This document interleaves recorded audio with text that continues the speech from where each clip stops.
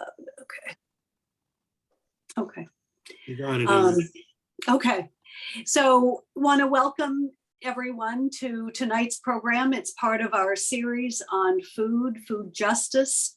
And we're really excited to be providing these programs to the wider audience. And we will continue with these. In 2 weeks, we'll have another, and then April 5th, one that has not been advertised yet, but we are going to be having a panel discussion with people from Needham who are dealing with food insecurity in Needham.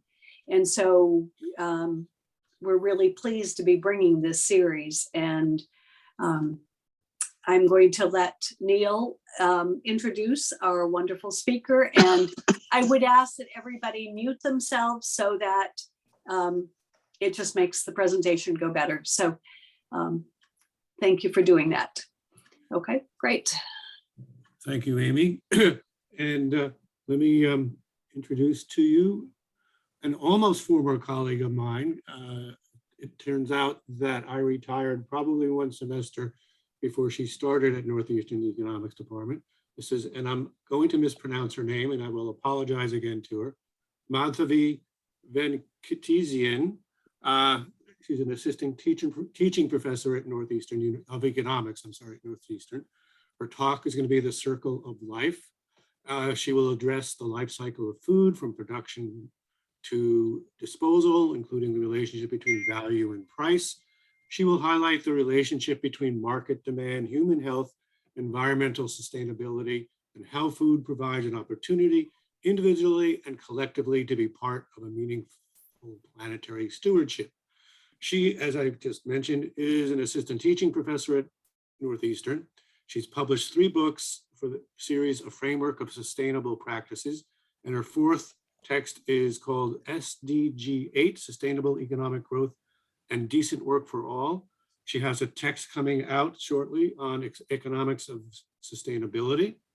And she is currently writing another chapter, SDG 12, Responsible Consumption and Production. She has many published chapters and articles in professional journals as the editor of practices, she's editor in practices, a nonprofit, I'm missing okay. it. Anyway, she's an editor of a journal, okay, a professional journal, and perhaps those of you who live on the Cape may know that she established an organization called Sustainable Practices, a nonprofit in Barnstable County, whose mission is to facilitate a culture of sustainability as defined by reducing the human-made impact of the planet and its ecosystems. And she is the executive director of that organization. So I will, having messed this up completely, turn it over now to Madhavi. Sorry. It's okay. I'm very happy to be here. Pronunciation, words, those kinds of things all tell us a lot about our culture. And in many ways, culture is tied to food. So it's a good introduction because it melds those. I am also the editor-in-chief of a journal called Sustainability and Climate Change. And forgive me for trying to clarify that when you were saying it. So just 2 other things just to note about the nonprofit. One, primarily because I'm hoping that you may want to adopt some of the actions that we're taking. Arlington and Lake Placid and another town that starts with an H, Hingham, have already contacted us recently, Lake Placid being, of course, in New York, not Massachusetts, because we initiated what we call the Cape Plastic Bottle Ban campaign. In 2019, we started with a municipal ban campaign, which has been adopted by all 15 towns, which eliminates town government purchase of single-use plastic bottled beverages of any kind and eliminates the sale in most cases of beverages in single-use plastic containers on town property. In 2020, at the start of COVID, unfortunately, we also started the commercial single-use plastic water bottle ban, which eliminates the sale, the retail sale of commercial single-use plastic water bottles, flat, non-flavored water, and less than 1 gallon in size. that article passed in 11 towns. Unfortunately, it was rescinded in one in the fall of last year. It is currently enforced in 9, which is all Lower Cape and Mid Cape, with the exception of Truro, which it has not been presented in. We are focusing on Mashpee and Sandwich during the spring.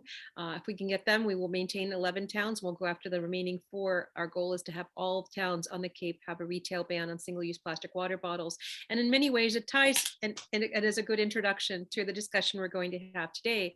Single-use plastic water bottles in a life cycle perspective are like the perfect product to explain the adverse consequences of standard economic thinking on our health and well-being, because they don't take into consideration, these particular products, the life cycle impacts, which across every aspect of them is terrible. Plastic has a significant greenhouse gas footprint. Many people are not aware, even though I'm sure most of you are aware, that it's a petroleum byproduct. So you have that right there. And then you have all of the elements of the plastic leachate, which are associated with endocrine disruption, cardiovascular disease, ADHD, obesity, unfortunately, fertility issues, because there are synthetic estrogens that leach from the plastic, and that all affects people in the consumption stage. And then when you look at disposal, the container itself has problems, because unfortunately the synonym of recycling is that since you put it in the recycling bin, you have contributed to being recycled. Now, unfortunately, you're putting in a bin does not necessarily mean that it will be recycled, right? So, but we should think about, again, how important words are, because if it conveys that it is being recycled, you can see how people may feel the need to push back when they feel threatened that maybe an action that they've been taking on for the last 15, 20 years is proven to not be sufficient, right? So this is probably one of the most important aspects, I think, for social change, is to communicate in a way that's not polarizing.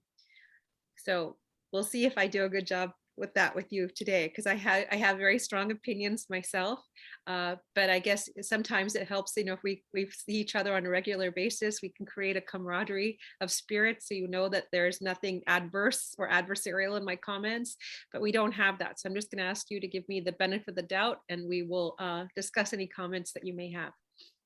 So I'm going to pull up a very brief presentation. It is a very generic presentation, and I'm hoping that it will actually, for more than anything, I'm just hoping it will connect the culture of our system, which is economics, with the reality of our actions, which most people don't take into consideration.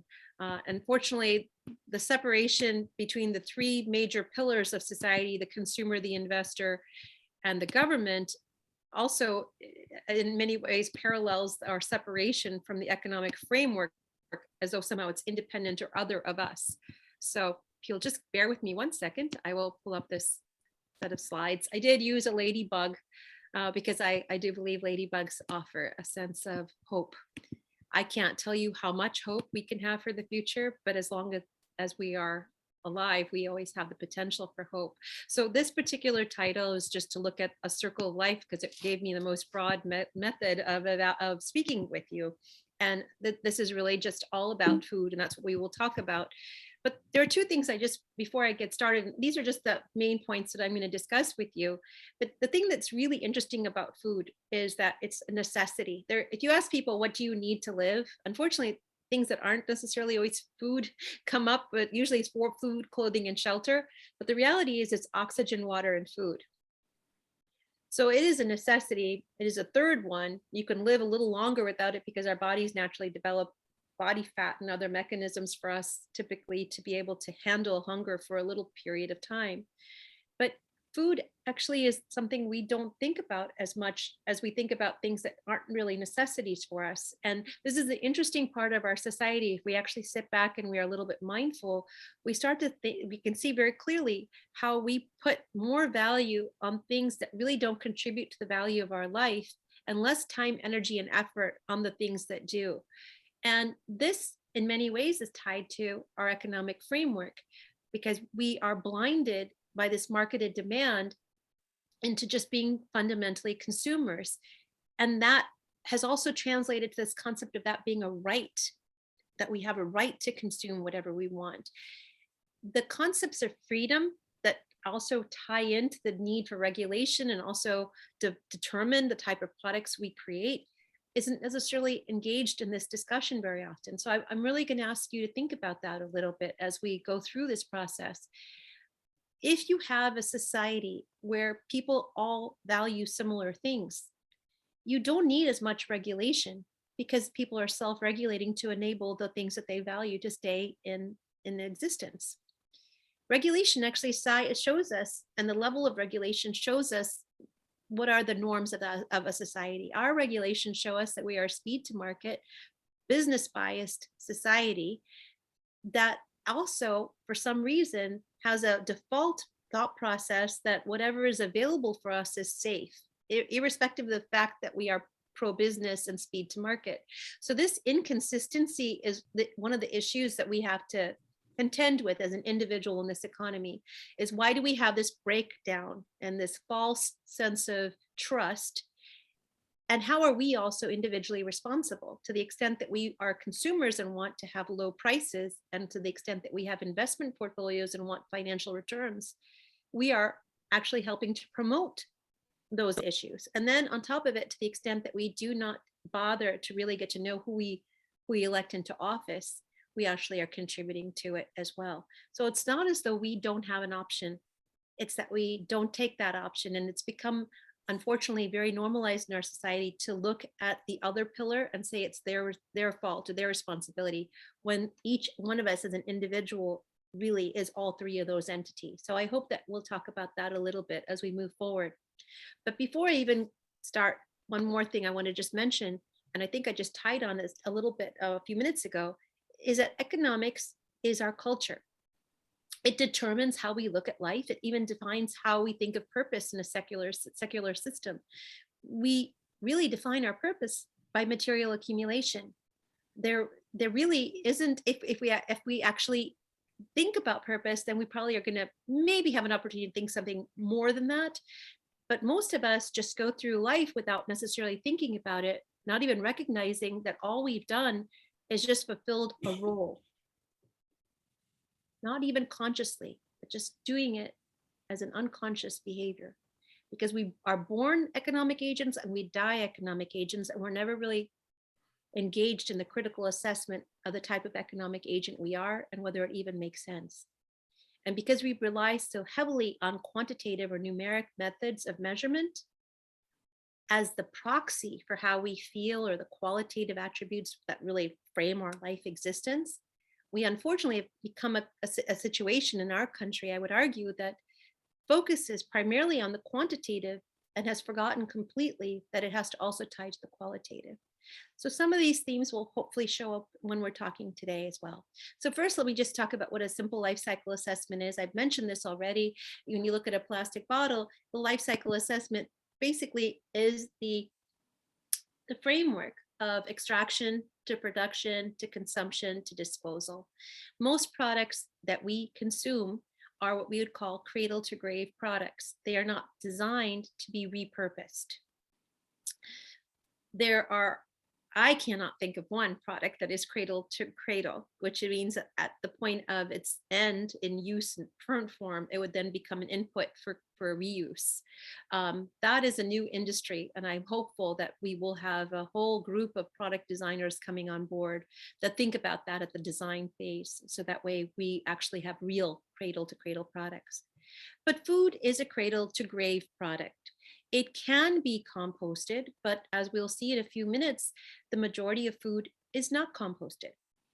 So in terms of looking at a life cycle assessment, you actually are going to be looking at the extraction of raw materials to the processing, which in this case could be related to just the use of petroleum-based products in the production process, to the use of irrigation, which would be another water input in the production process, to the manufacturing if there's some sort of harvesting or pre-distribution process, to the actual distribution. If it's a raw material, it then may actually be developed even further, the retail sale of it, and then the preparation of it's created if any kind of restaurant preparation is occurring, and then the functional unit, which would be the actual food item. So in a true life cycle assessment, and you may see this because it's actually increasing across the board in use, but in a true life cycle assessment, you're looking at what we call a functional unit. So you're comparing everything to one specific unit. So we'll look at that in 1 second too. Now, this particular aspect of waste in the preparation stage, of course, you have waste in food, you'll have waste in all of these stages. But what waste can be, or can be moved through, is a channel where we have, can take it through the natural environment. That could be composting, it could be landfilled. Energy recovery is a great marketed term. That's basically burning waste to energy, and it can be recycled. So these are some aspects of potential life cycle impacts. I'm just going to point out one single stage impact. If we were to take this life cycle and then really hone in on one aspect of it, if we were going to look at perhaps maybe the use of chemicals on vegetation as it's being produced, you would then develop another process map, because a process map would have two other elements attached to it. One would have an ecosystem and the other one would have a human health impact. And the reason why this is important is when we start to look at all the different channels of consumption, what you can start to calculate are all the adverse consequences that may be occurring. So as you can see in this particular case, the ecosystem impact can be something that affects the water, the groundwater could be affected as a result. It could affect the biodiversity because it may actually cause the death of some types of species. If we're looking at it from a water runoff, maybe it perhaps has even some adverse consequences to water, to life under the ocean. In terms of human impact, the ingestion of this can go from this direction. Now, the part that I'm going to bring up here that many people don't think about is when we look at food and you look at chemicals that are put on food, that is regulated by the Environmental Protection Agency. The food itself is then going to be regulated by the Food and Drug Administration. The Food and Drug Administration uses thresholds based on the EPA. But this is the part that's interesting. There are two things that have been increasing over time recently, primarily because we've become more capital intensive when it comes to farming, and also because farmers don't make that much money in terms of their margins. So one has been that we are looking at doses of pesticide or herbicide that are being used on product that are being overused. Okay, so they may be at their threshold level in terms of what EPA considers a threshold response level for that particular, like blueberries or blackberries, let's just put for an example. But you don't know the compounding effects. So in other words, say that you like blueberries, blackberries, and raspberries. And each one of those has been pretty much exposed to the maximum threshold response that is acceptable. Your compounding use of those in your daily diet actually has put you over that threshold level. That's number one. Another way that's another issue, that's come up recently is that in harvesting, in order to ensure a cleaner harvest, there's oftentimes evidence that there is greater pesticide use at that point in time, and herbicide use sometimes, to just make sure that you only are picking and gleaning the product that you're looking to grow on your land.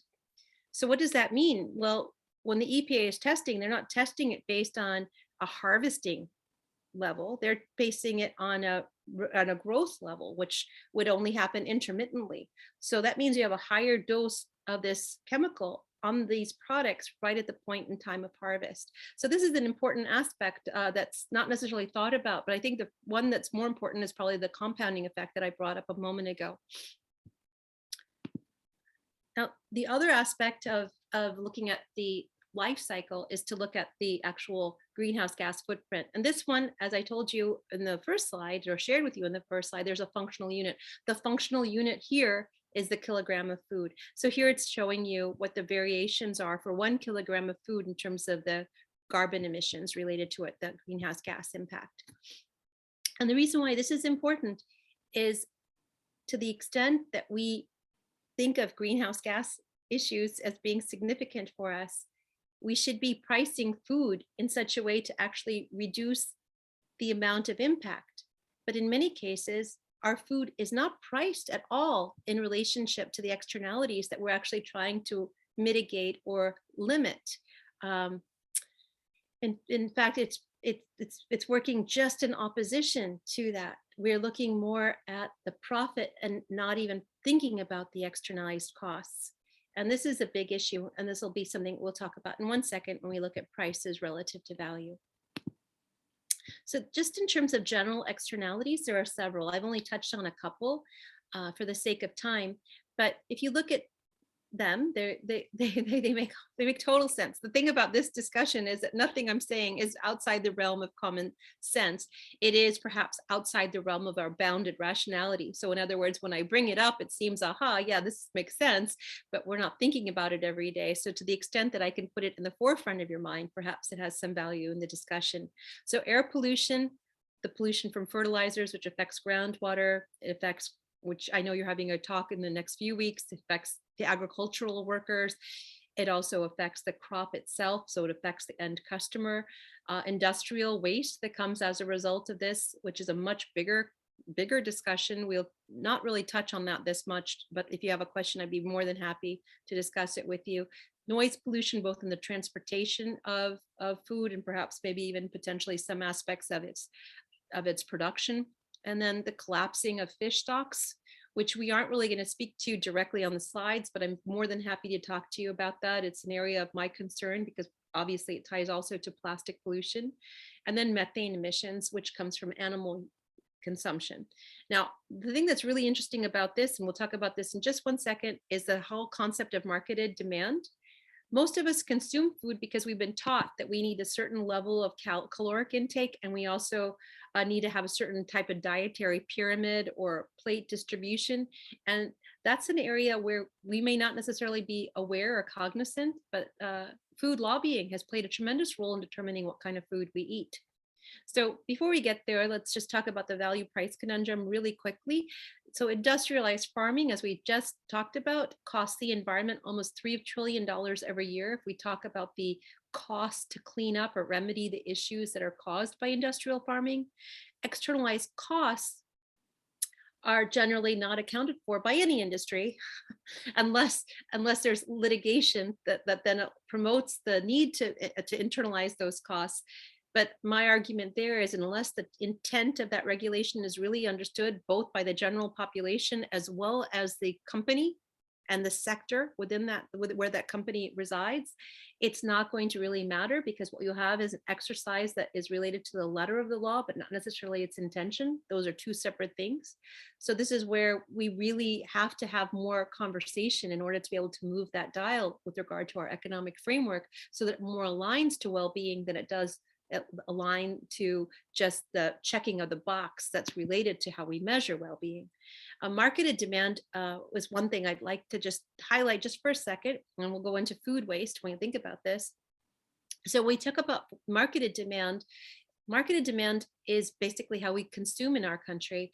We go into stores, we have no intention of buying anything other than what we came in for. We don't even have any intention of buying anything, and we always walk out with something. And it's normal to do that because it's okay to do that. We don't have a thrift mentality, we have an excess mentality. So we buy based on wants and not needs. So in the United States, every year, 30 to 40% of food produced in general is either lost or wasted. The waste occurs throughout the supply chain, but it's tied primarily to households and retailers. So in households, the estimate between these two outlets is that 80 billion pounds of food is wasted per year and 242 pounds per person. So where's the breakdown? If we look at the breakdown, it's 43% of households, 40% from restaurants, 16% at farms, 2% at manufacturers. And one of the reasons, or two of the main reasons I should say, for household waste is, one, like I just mentioned, buying based on want, not need. So you end up buying more than what you need to eat. And then on top of that, the labeling system, which is not regulated by the FDA, often gives people the perception that their food is past the expiration date, so therefore it needs to be thrown away. And there's a great film, a great documentary film, two of them actually, that you may want to watch if you're interested in learning more about this. One is called Just Eat It, and the other one is called Wasted. They're very similar to one another. Wasted stars Anthony Bourdain, and it was one of the last things that he did prior to his death. But the part that's really interesting when you think about it is how much of us, and also even the grocery stores, because of the very fact that there is a label that tells you the expiration date, you have a liability almost to get rid of it, because the perception on the part of the customer was that the food isn't fresh. So this is an interesting aspect. Now, the other part of the reason why sometimes food isn't fresh is because it was never mature to begin with. It was harvested on the truck. And this is an interesting aspect of a lot of our food, especially when you think of something like a tomato, and how tomatoes in many cases when you buy them at a grocery store have no taste compared to a tomato that you may grow in your own home. And why is that? It's because you've allowed your tomato to ripen on the vine, so it has that distinctive smell of a tomato, whereas the one that you see in the store may look perfect, but more than likely was bombarded with gas to make it get that color and have that appearance. The second largest element, as I mentioned, with food waste is in retailers. And this you can see right here. This is one of the reasons why we have such a, grocery stores have a low margin business, and they look at these high margin products such as water bottles, for example. So this I'm just going to move on to the concept of abundance and welfare. So the abundance aspect is this idea that we have so much. And why, the question we have to ask ourselves is, why do we have so much? And what is our welfare in relation to having that much? So as we've talked about just very briefly, the use of pesticides and herbicides provides that perception of abundance, giving us the ability to waste as much food as we do. But one could claim that our welfare, our health, is really coming at a huge cost for that abundance. So food is the largest component of municipal landfill waste that comes out of the fact that we waste it. It's not really being composted for the majority of people. And that's because the law, even in the state of Massachusetts, requires composting for entities that have 1 ton food waste a week. So typically large institutions will have that type of externalized contract, but they may not even know what the supply chain is for that contract, because they don't necessarily have to be accountable for that. The other part of that is that this law is not enforced. So though there is a lot of compliance for those entities that actually have to report, there isn't universal compliance. So the use of chemicals in production also, as we've already talked about, has adverse consequences. So we're wasting all this food that we could have reduced the impact of on the environment. But the other part of all of this that ties directly to having abundance is that it has affected our health. So poor diet is a leading cause of mortality in the United States, and it's primarily driven by diet. And this part, I think, is the most interesting aspect of looking at the whole dietary framework, is that we can look at countries, especially over the last few decades, starting in the 1980s, specifically looking at African countries. And as Western exportation of our foods have gone into these countries, India, African states, we can look in South America, we can look to see how obesity and diabetes has started to increase for these populations. Now, in the United States, it's been very normalized because we've been so busy doing our own thing that we don't necessarily sit back and think about how these diseases that didn't exist at the extent that they do today during my time when I was growing up seem to be everywhere. But we really should be giving ourselves some room to pause. So processed foods in general are bad to eat, obviously, and they are tied to many gastrointestinal disorders. And this is the part where I was hoping to bring up the food pyramid. The food pyramid, as I already mentioned, is coming out of financial gain, lobbying by agriculture to ensure that there's a certain level of representation. One of the best examples is milk. There is lactose intolerance in this world, and we still market and have people drink milk in countries where we know they are lactose intolerant. And that's another perfect example of marketed demand, and also the exportation of Western cultural norms of consumption. But this is also the part that I think is really interesting. And I was looking actually for a study, because I was hoping to share with you a study, but couldn't find one where hopefully somebody had done an evaluation of gastrointestinal disorders and the increase of synthetic foods that we use, these prepared foods, and the increase in the use of laxatives and other over-the-counter gastrointestinal products. I didn't see one, and I think that's opening the door to look into maybe doing such a study. The reason why sometimes you don't find studies is because if there's no financial element guiding or providing financial resources to conducting that study, it's somewhat limited to have that study. So if you're in a pro-business environment, my argument would be here, and you're not in a precautionary environment, it's often the case that the studies that discredit the benefits of certain types of foods are slow to come to the fore, just because there's not any advocate for them. And there's also, just in general, a lack of critical engagement as to whether new food item is good or bad for you. It seems as though instead, whenever some new food item comes on board, there's a mass desire to consume it. So the other aspects here, as you know, with additives and preservatives, sweeteners, all of these things can also cause issue. Now, one question I have for you, if you could drop it in the chat if you'd like, what is the number one element that's missing in most Americans' diets? Anybody?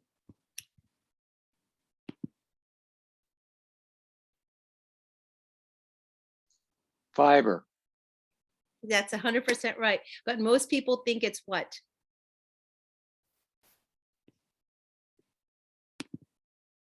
Protein. Most people think they don't get enough protein, but what most people unfortunately do not understand is really they don't get enough fiber. So that is a big misconception in the United States.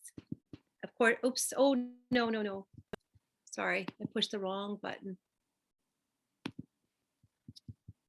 And now you get to see my entire screen. There you go. Can you see my screen again? I hope. Yep. Thank you. So the climate change impacts with regard to agriculture, and this sort of ties also to issues, even though the Ukraine is not a climate change issue, it is an invasion issue, but invasions and social instability, as well as national instability, will be on the rise, it's estimated, because of climate change impacts. And the Ukraine, given its grain harvests, has a direct impact in terms of food prices and on a global scale. But climate change impacts will be drought, invasive disease, carbon dioxide impacts, and global warming. So all of these elements tie directly to food. Obviously, drought. We have, unfortunately, a rise in the creation of GMO-based products that are less water intensive. And then when we look at invasive diseases, we've already started to see that occurring with migration of many types of insects, coming from other countries because of the seasonal patterns widening, allowing for them to migrate and also reproduce at a faster rate. So they're evolving to new conditions. So they're only temporarily invasive in a sense, because they'll be able to make their homes very quickly in these new areas. Carbon dioxide impacts. Carbon dioxide, we know, reduces the nutrient value of foods.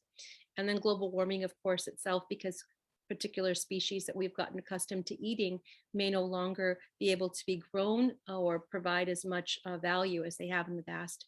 So given the very brief overview that I've discussed with you, what would be the action items? Because I think it's really important to have some basic action items that come out of anything that you listen to. There's no point in just listening without thinking about how you can put it into your own life.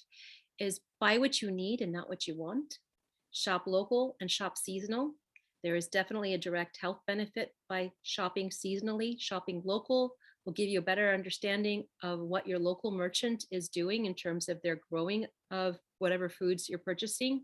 And there's less likely, going back to Adam Smith, it's much more likely that because of his own desire to have customers come back, that he will be more virtue-based in the production of food for you than a commercial grower would, who's never going to have to interact with you, and you are just an anonymous entity that somebody else can substitute for. So shop local is really the whole, in my opinion, what Adam Smith was really focusing on when he said individual self-interest will guide a better marketplace. It's because he was thinking of small localized systems where people knew each other, so they were self-regulation, and the desire to have repetition in customers in order for my own livelihood to be met would ensure that I would give the best quality I could to you. So in many ways, that's also what you hopefully would find in your own communities.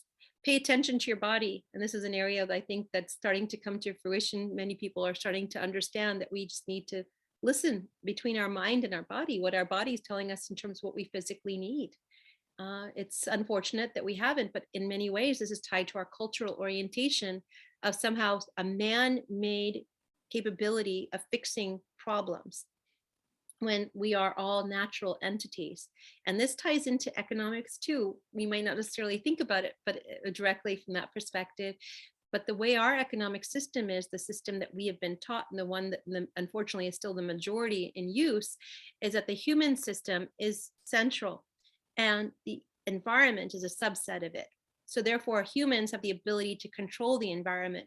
And you can see this happening now, even with climate change activity, where people are trying to come back in and try to recalibrate the environment to be the way it has been, not understanding that the environment is what we're dependent upon, and it's trying to recalibrate itself based on our damage. So ecological economics, similar, it's an economic framework, not a subsystem, it is a framework. It looks at the economic system, the human system, as being a subset of the environmental system.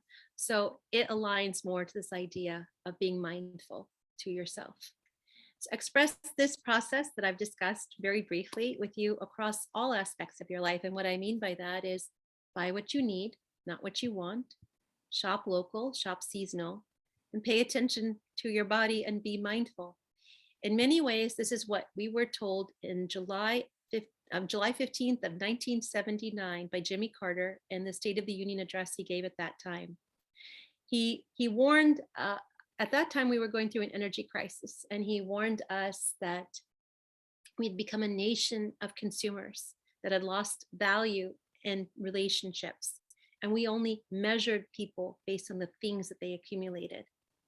It's been some time since then. Obviously, it's been a little over 40 years. And that's become even more firmly entrenched as new generations have been born where this type of behavior is normalized. But we don't have to be like this. And we haven't always been this way as a human species. So from my perspective as a sustainability focused economist, what I will leave you with in terms of my comment here, and hopefully have your comments, is that we've been born into a system where we've been told that income will give us happiness and things give us happiness. Having more self-gratification, sensory gratification is what we need to feel fulfilled. So the tail has been wagging the dog because we've been told that. Now we can have the opportunity to sit back and really think to ourselves, is that truly the economic framework that really fulfills us?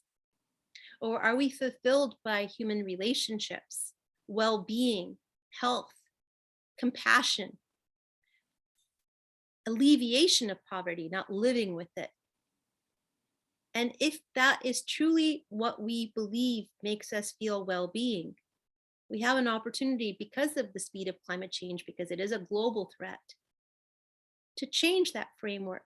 So it's now the dog wagging its own tail. The society creates its system rather than the system preceding society. So I hope that that's something you will think about, because economic systems, like anything else that we have, are purely social constructions that are capable of being modified. But the problem is economic literacy doesn't exist in widespread form. So it's difficult for many of us who may not necessarily have taken economics courses or feel like we can really comprehend economics to grab onto this discipline. But you were born an economic agent and you will die an economic agent. And everything you do in between, whether you do it with cognizance or not, is economic agency. So it's good to get some economic literacy. So thank you very, very much. And I hope I hope you found it a little interesting. Thank you. Well, thank you very much as well.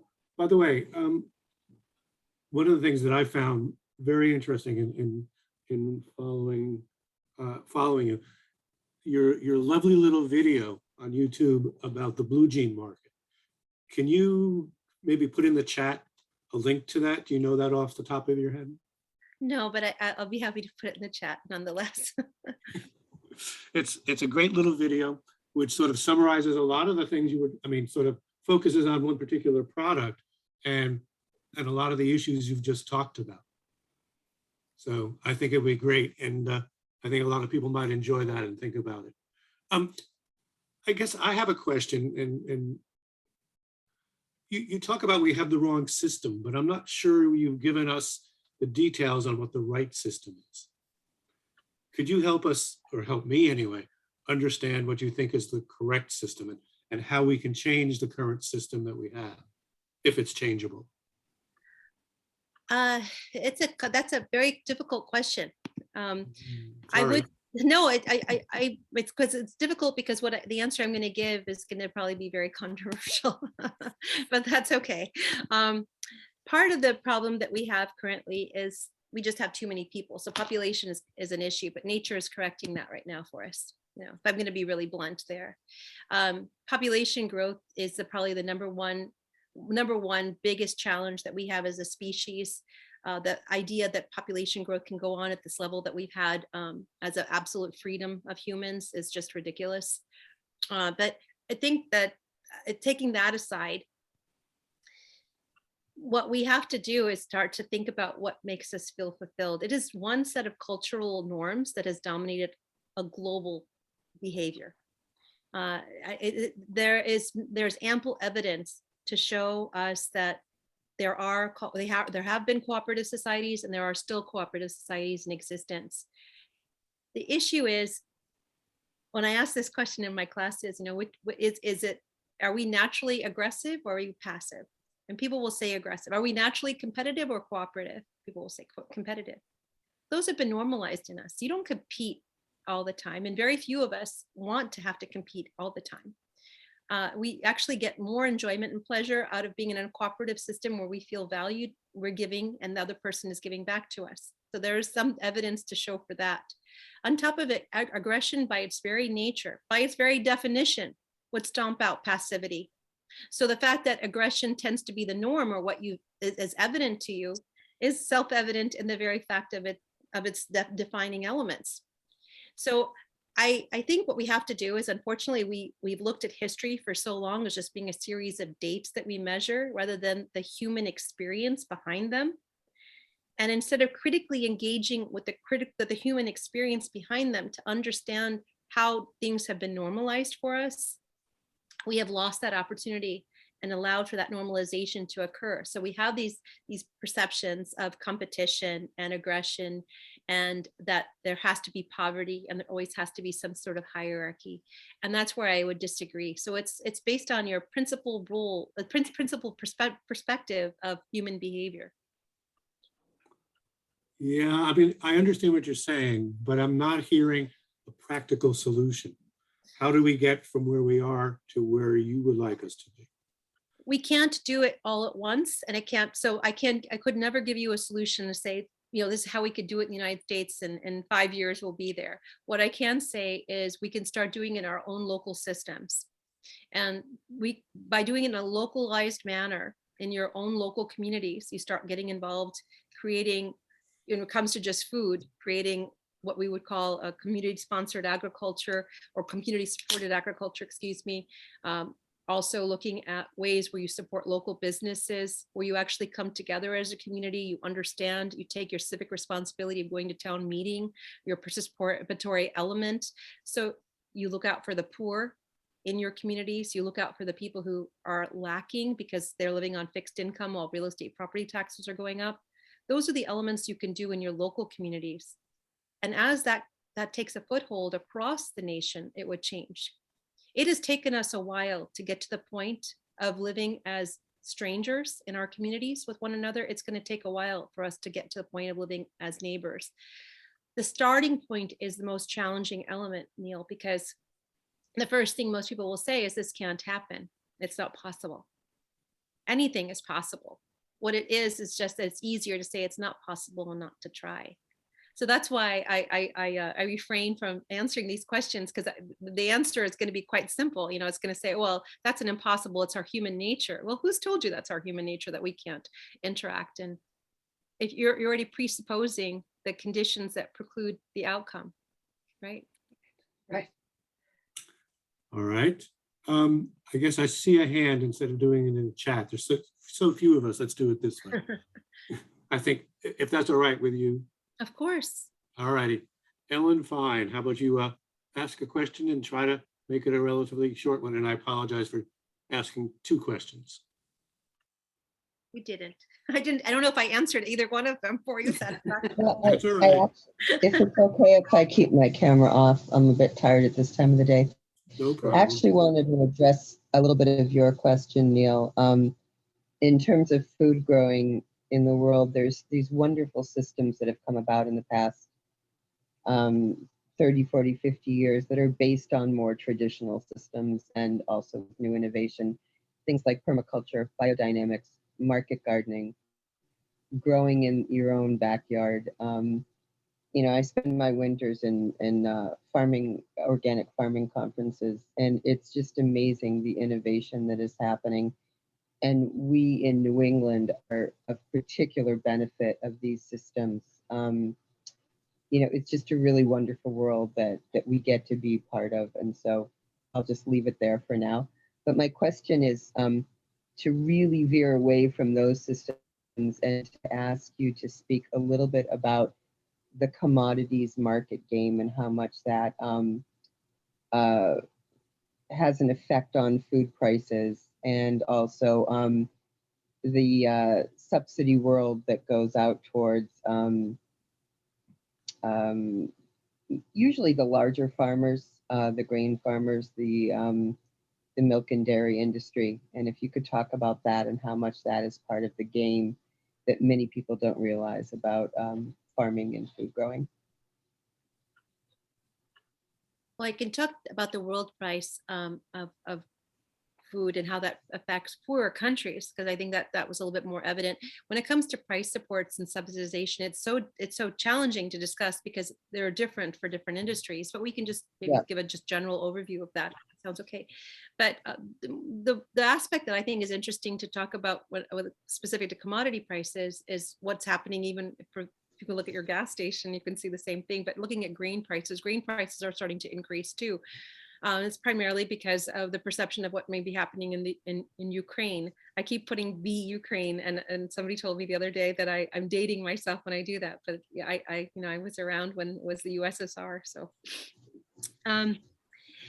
what ends up happening is just like the same, and this to me is the best parallels to climate change, because this is going to happen again. This is not just this issue related to the invasion. This is going to be a consistent issue. It's going to affect those countries that cannot afford to buy a product because they're already in an impoverished condition. And the thing that makes it really challenging is that the United States, we can afford to pay for commodity prices that move up to a certain degree just because we have greater wealth. But when you look at that in conjunction with waste, what you have to take into your mind is here we can afford to buy food prices at a higher price, but we still are going to waste it. And our removal of this from the world market then disallows the purchase of countries that can't afford it. So we're actually going to be enabling greater polarization with increase in global commodity prices when it comes to things like wheat. More than likely, that's exactly what's going to happen. We're going to see greater starvation in certain countries, primarily because of the fact that richer countries are able to continue to consume at the current level because the increase in prices are not going to be that adverse for them. So on an international basis, poverty will increase in certain areas, more so from a nutritional perspective of defining poverty. From a domestic perspective, those prices for many of us won't have any kind of major impact, but for those that are already vulnerable and poor in the United States, that 6 to 7% rise that's already occurred will be very adverse for them. And I know you've already talked about SNAP payments and subsidized food expenses. This is another issue, because then when you're starting to have a limited amount of money to contribute to your weekly food bill, you will try to opt for the cheaper products, which we've already discussed just very much in brief. But those cheaper products are those that more than likely have been a lot of what is the word that I want to use? It's not synthetic, but have been very. It starts with a P, and it's for whatever reason it's escaping me. Processed. Processed. Yeah, they've been processed. So that adversely affects their health, and that's why you'll continue to see the adverse health conditions for those individuals. What you've brought up specifically with regard to price supports, this is an issue with regard to small farmers and why they can't compete with larger scale farming. But this is the interesting part about the USDA, and they also have grant programs right now to actually promote small organic farms in local communities. It is the CSA program. And so on one hand, though you may have these price supports, it's interesting to me that I also see some sort of model that's occurring to actually promote organic local farming, because they're understanding that there is a national threat to the centralization of farming as we currently have it. And these price supports aren't necessarily assisting us in decentralizing that risk. That may not necessarily be the basis for why the USDA has these grant supports, but the fact that they have them makes me wonder about the promotion of localized farming. So I can't really answer anything more related to the question than that, I'm afraid, Ellen. I was just, the one thing I was thinking about a lot was like the speculation market on the pricing. Oh, you mean futures things. commodities markets? Exactly. Yeah, well, commodities markets, you know, that's like, it's legalized gambling for all practical purposes. It's like your derivatives markets that we were looking at before in the 2008 period, and we had the financial crisis. So I can't really speak to that. Typically, though, the futures markets, if if they were working in the way that they were meant to work, the futures markets would just be going up because of the perception of risk, forward risk. But there's so much noise, it's hard to discern whether it's just risk-based or some other type of market manipulation these days. Thank you. Anybody else have a question? Yeah. I wanted to ask you about, you know, there's so much world poverty and food insecurity. You mentioned population growth is a major factor. And, you know, so one of the things that has happened in this country is the use of GMOs. And I wondered, does that in fact produce more food, or do the negatives outweigh any increased production? We don't live in a precautionary system in the United States. So it's a speed to market system. So in order to discern the adverse consequences of food that we deploy, it will take a while because we'd have to wait till they come to fruition. And then we have to use a litigation-based mechanism to reduce or eliminate that product from the market. And that's the reality of the system that we live in. So for me to be able to tell you as to whether or not they're healthy for us so they don't come with any health consequences, I can't answer that question, but we can perhaps look at certain aspects of allergies that have increased, food-based allergies that have increased over the last 20 years that have been related to the processing or creating of new product, like new peanuts, for example.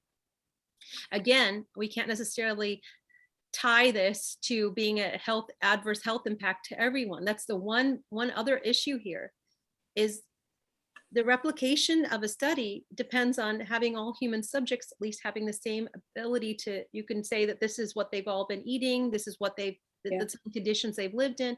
We can't replicate those studies. So that slows the whole process of science down. So, I mean, I can only give you what my opinion is. It's not a natural occurring substance. So it's humans playing God when we don't even understand how nature works. I think it's just crazy. I don't understand the process of why we would create something when we can't even understand weather patterns. It doesn't make any sense, but it ties directly to a mindset where the human system dominates the environmental system. Yeah. So we need to change. I mean, this social construction of how we look at people somehow being central to the earth will be fine without us, probably better. Right. And so we have to think about how can we make our purpose as part of the earth. And I think that's unfortunately a missing element in this discussion. And what bothers me the most with regard to looking at green technologies, because we still have the same cradle to grave process in the production. Those products are going to be landfilled at the end of their life. Rebecca. Hi, you know, this is reminding me of a book I just read, which you probably have read, called Braiding Sweetgrass. Have you read that book? Yeah, I think I have 3 or 4 copies of that. So I just want to I keep recommend. getting it from different people. People keep giving it to me. Well, my sister and I read it, and she said braiding sweetgrass, the book is like sweetgrass. It started off very slowly, and then people keep giving it to someone and giving it to someone and giving it to someone. Now it's a popular book. But I recommend it to everyone because it is exactly about this, it's both, it's not just we should be good to the environment, but it's about reciprocity. Like, it really was eye-opening in some ways. It doesn't sound profound, but when you read the book, it's more profound. But the idea that if we take care of the earth actually takes care of us. So it's not just this selfless act, but that, for example, it's not like you should never touch the environment. You sometimes need to harvest so that plants can then have more room to grow even more. But it's about just taking what you need, not overtaking. And anyway, it just reminds me of the talk you're giving, and I just recommend it. It's also beautifully written. It's written by a botanist who is an indigenous scientist, but she brings in her Native American culture. So it's beautifully written. And if I could just add one thing, Rebecca, because you're giving me the opportunity to say this, is I also ask my class on this, and I'm going to ask you if you don't mind. If you start to think of food as life that you've taken to maintain your life, does your perception of it change? We don't think of it as an animate element. And so therefore we don't feel a responsibility after we consume it. But if we did, and this actually may answer some of that question that you asked me, Neil, in some way too, because what really fundamentally talking about is a shift in values. Yes. And if you see, if you said that we have to live, but we only can justify our living if we're here for a purpose beyond our own gratification. So can I add something to that too? So I'm in a family book group when we're reading this book, and my niece said that in New Zealand, they passed, I don't know if it's an ordinance or a bill, where they made a river, they gave a river personhood. Yes, they did. And therefore they're now treating the river as you might treat a person, rather than I don't know what people throwing garbage in, throwing this, they're treating it nicer. So it's the same idea. Like, yes, we have to live, but if we were more thoughtful and grateful about what the earth gives us, we still have to eat, we still have to do things, but it's about taking care. Well, it's also about questioning the hierarchies that you have as a default in your mind. We are brought up with this hierarchy that somehow humans are at the top of the chain. We've self-endowed ourselves. Yes. And this is the part that I think is the most interesting. The issue with social construction and dominance is that you fail to recognize that it limits your perception of other frameworks. And you fail to recognize that you're allowing only your sensory perceptions to be right. And our inability to understand other species is not their limitation, it's ours. And I also find this other concept really interesting, the concept of dominance. You can only have dominance if you have something to dominate. So the inconsistency in our dominance is also there because we have no stewardship. So even if we're going to be dominant, you would think automatically we should have been taught to be good stewards. So we continue to keep the hierarchy, right? But we don't have it. So there's so many inherent inconsistencies that we should sit back and pause, because life is not linear. History is not a linear system, right? All that we see are the power dynamics that lasted. And then we justify them through either not even thinking about them or legitimizing them because that's the way we can live with ourselves. So this era, this time that we live in is the Anthropocene, the era of man, right? So hopefully it is the time that will be the wake-up call, that we sit back and we start to think to ourselves, why are we doing this? And the economic framework adjusts to one that's more aligned with well-being. Do you see All right. evidence of that? Go ahead, Becky. I'm just wondering, do you see evidence of that happening? I do. Do I see widespread evidence? No, but I do see evidence of that. That, you have to have hope, because otherwise it's hard to continue to live once your eyes are opened to everything that you see around you. So part of the reason why I started my nonprofit was to continue and promote that hope. I believe that a lot of people would like to see a different kind of world. It's usually the people who benefit the most from the status quo that are the ones to push back the most. And unfortunately, they typically have more financial clout to do so. So what it does require is more of us who don't have that kind of clout to gather together to reconnect so that we can determine the kind of world we want. Can you say more about what your nonprofit is actually working on? Well, we have a bottle ban effort on Cape Cod. So it's located on Cape Cod. It's called Sustainable Practices. And we use an economic literacy model on looking at the life cycle, the externalities, as I pointed out to you, to talk about plastic bottles. And plastic bottles just primarily because it's 60% of the beverage market, plastic water bottles, 60% of the beverage market, and also one of the biggest products in terms of consumption of plastic. But one thing people don't necessarily recognize is that plastic bottles can never be really recycled into another plastic bottle without virgin plastic, which means it continues to need petroleum byproduct. But even more so, it's typically downcycled. So this t-shirt that I'm wearing has elastine in it. That's plastic. That's how plastic, one of the major ways plastic getting into our water systems is through just simply washing clothes. And if you think about it, almost everything has spandex or elastine in it these days, right? And the construction materials, they are made out of plastic more increasingly. That increases of microplastic in the environment. We have styrofoam buoys here on the Cape. We have almost a blue buoy beach in one area of Chatham because they've been breaking up. That's a plastic beach.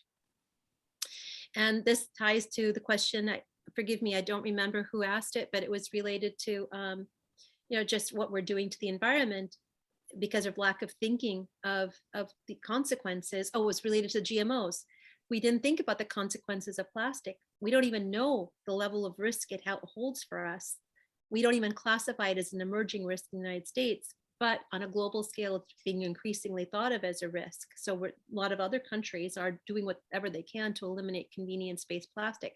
But for the United States, in a way, convenience-based products, because of the way we measure growth, are the perfect product, right? Because it has a single use, have to buy another one. It has planned obsolescence built into it. And it can only exist because of the very fact that we don't take in consideration the externalities of production and disposal. You feel like is your nonprofit helping people to understand the business of externalities? I mean, just the language is, there's just so far to go. It's hard for me to. We help people to the extent that they want to be helped. I mean, education is a two-way street. So we have a lot of educational materials out there. We'll be having a plastics forum in April, right ahead of 2 town meetings for that simple reason. And we'll have speakers coming in from Conservation Law Foundation, as well as the Center for Coastal Studies. And I'm hoping the Earth Island Institute. We do a podcast series too out of the WOMR, and those podcasts are also on our website. They're all related to municipal water, plastics, recycling, and other social justice issues as well. But education is very, very challenging. You can try a lot to try to disseminate information, but we don't have the opportunity to have one-on-one dialogue. And for that simple reason, it makes it challenging that even when I'm speaking with all of you, that I'm speaking in a way that connects or resonates with you. It's very hard to do without actually getting to know you, just at least for a few minutes. And so one other answer to Neil's initial question is the concept of stakeholder engagement. Stakeholder engagement basically is something that almost all disciplines talk about. It comes out of the business discipline. Again, it makes total sense when I tell you about it, but it is something that has not been mastered. And all that it means, the only companies that have mastered it, or entities, excuse me, that have mastered it are companies, consumer companies like Coca-Cola, Nestle, all of those have mastered it. What they do is they know how to communicate to their target populations in a way that resonates with that target population. But when it comes to policy or things that we want to change in society, we have opted for polarization, which isn't going to get us anywhere. I'm right, you're wrong. We need to be using stakeholder engagement to see what is the common ground that we both value and how can we get there even though we have different perspectives. So in looking at even the small localized economic structure, the way that you can create it is because you all live in that small localized system. So you already have a potential foundation for that stakeholder engagement. So that's why starting small helps so much more. But that's what we try to do. We try to engage with our stakeholders. We've been fairly successful. We have 15 out of 15 that have adopted the municipal ban towns, that is 10 with the commercial ban. And we are the most active area in the United States right now. Let me ask a question, follow up very quickly. And then I know Ellen's had her hand up, so we should get back to her in a minute. But I'm curious because my perception of the banning of plastic, non-reusable plastic bags has only led to basically the same behaviors we had before for heavier duty multiple use plastic bags that nobody's using as a multiple use bag. Yeah. So there seems to be an unforeseen situation that developed out of a policy that was intended to be good, but at least from my perspective, and maybe you have more information than I do on it, that it's not doing what it's supposed to do. Well, Go ahead. it perfectly ties to what I said earlier, which is Exactly. regulation meeting the letter of the law as opposed to the intention, right? That's exactly what happened with the plastic bags. And that's why our bylaw is very, very clean. It doesn't say anything except the size of the bottle.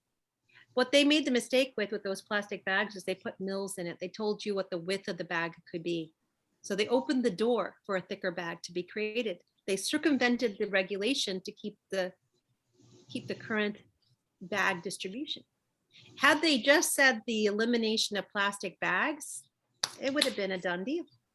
We did plastic bags so it's petroleum based, anything with a plastic resin. So that covered even so-called vegetable-based plastic. So I think the problem is they were too afraid of making their wording broad. So they created the loophole for it not have any value at all. So I think that going back to my original comment too about small localized systems, if you're in a small local system, and I'm reading this book, I'm just going to share this book too with all of you, but given our topic of discussion, some of you may find it interesting. I think you will find it. It's called The Dawn of Everything. Have you heard of that book? Yeah. Yes. Great book. So looking at the small localized system, because I would know what the intention of the regulation is, the regulation would only codify what I'm already doing socially, what's already been adopted as a social norm. The problem is using regulation to be the mechanism of creating a social norm. You can't. The people have to change first in order for the norm to be codified. It can't go the other way. We have so much historical evidence to show us, right after the Civil War, Blacks were granted the right to become citizens in every sense, right? But there was tremendous circumvention of that law because the people did not buy into the intention of it. So they found a way to get a loophole. You need to get the people on board first, at least 60%. You don't need the rest of them, but 60%. And you can make the changes you want. Ellen, do you have a question, I gather? Yeah, I wanted to go back to the GMO question a little bit that Amy asked a little while ago. From my understanding in the organic farming world, GMOs do increase yield at the very, very beginning. Then it drops off, and then it actually decreases because you've destroyed your soil. You've destroyed the microbiology and the soil structure. And the reason you've done this is because Roundup, which is most of the GMO product that is out there, was originally invented as a descaling agent, then it was patented as an antibiotic. So if you think of what those things do, destroy all life and or descale things, just sort of see how that affects the soil. And typically, from what I understand, when GMOs have been out there, we're creating super bugs, we're creating super weeds, and but also I'd like you to address a little bit about how our international quote unquote agricultural aid is really kind of basically a front for Monsanto. So that whenever you hear about all the wonderful agricultural aid that goes to Africa, it's really basically getting Monsanto into Africa. And I've talked to some African farmers, and it's like, oh my God, we know how to grow food. And if you can talk a little bit about the imperialism and the white dominant cultureism about, oh, we have to feed the poor, starving children in Africa with our superior technology, and they know nothing about growing, you know, when it's actually quite the opposite, that, you know, civilizations have existed in Africa and in Caribbean islands and all over the world about market gardening and food growing. So if you can just sort of talk about that imperialistic aspect of this. How about I just add to what you just said? I'll just add a little bit to what you said. Please do. Well, I think if you're interested in these particular areas of seeing how Dow, for example, is looking at Africa or other kind of agriculturally challenged markets as their growth engine, you can go to their investor relations website and look at their strategy, their strategy for growth. And you'll see that there is a component in there that's a strategy for growth. I wish I could pull it up for you right now, but I haven't looked at it for a little while. And I remember reading one thing that was just striking to me. It was like a protein powder that they were looking to export to ensure a certain amount of caloric intake was made on a daily basis for these countries in Africa. And they saw it as a growth engine. The first thing that went through my mind was, who's paying for this? Because in a way, it's indirectly the American taxpayer that is paying for this. So we are subsidizing private business through the perception of providing aid. That's number one. I think that's interesting. The other part that's also really important is when you look at the Sustainable Development Goals, the first goal is zero poverty. Zero poverty is measured by a dollar amount. And that threshold is very, very low. And when we look at this dollar amount, and we think of that as being our basis of poverty, what you're really looking at is saying that poverty is basically based on caloric intake. Now, poverty is more than caloric intake. It can be a miserable life if you're just able to live but never enjoy anything, right?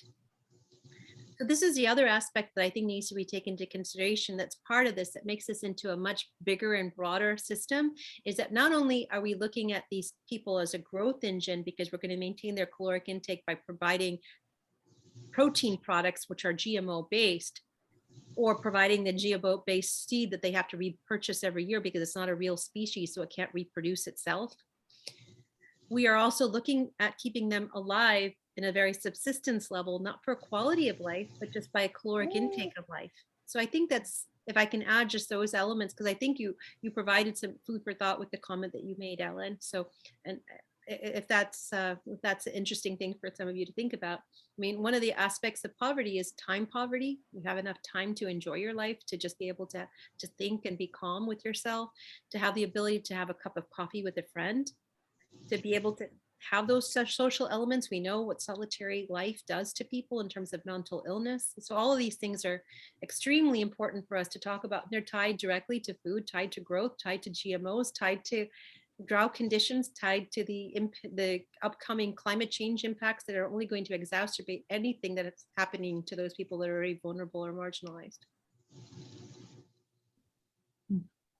Okay, anybody have any other questions or things they want to say? All right, then I think we should thank our speaker one more time. Yes. Thank you very much. That was such a deep, that was a deep talk. Thank you so much. I mean, it really was wonderful. Thank you.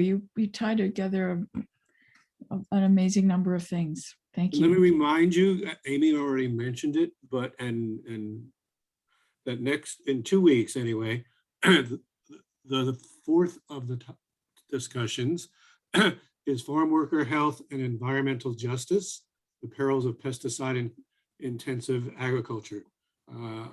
And that again is by a young colleague at Northeastern University in the Political Science Department by the name of Caitlin Alvarez-Noli.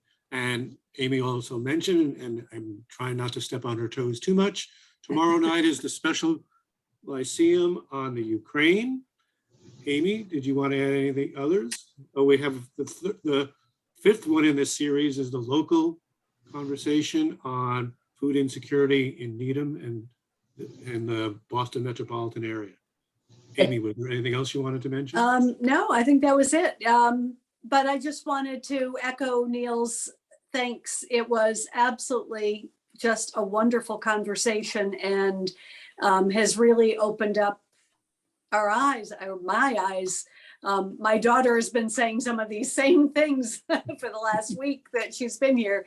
And I think we do need to be thinking in different ways. And I think that you really summarized that so clearly. So thank you very much. Thank And you. I also put a, can I also Okay. put a plug in for another event coming up? I'm president of the Needham Diversity Initiative, and we're co-sponsoring with the Needham Community Farm an event on March 30th, where we are viewing a documentary about Soul Fire Farm, which is a BIPOC owned and operated farm. And it's talking about racial injustice in the food system, starting with the exploitation of Black and brown farmers from years ago and how it has, food deserts and continued. And we're having local BIPOC farmers be on a panel. So I just wanted to put a plug in. Great, Sounds good. wonderful. All right. And thank you. I also really appreciate this talk. Thank you. Thank you. Thank you, everybody, for coming. And Okay, hopefully we'll see some of you at some other of our events. okay. Good night. Good night, everybody.